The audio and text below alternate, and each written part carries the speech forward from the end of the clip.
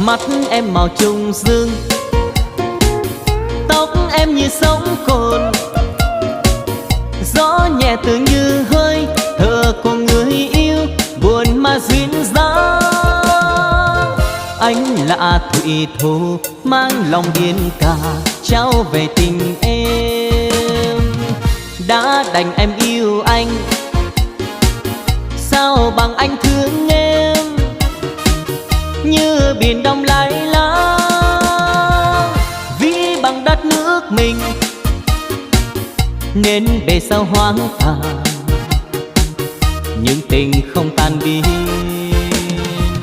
Nhớ em đêm sao đêm, đêm sao mà vắng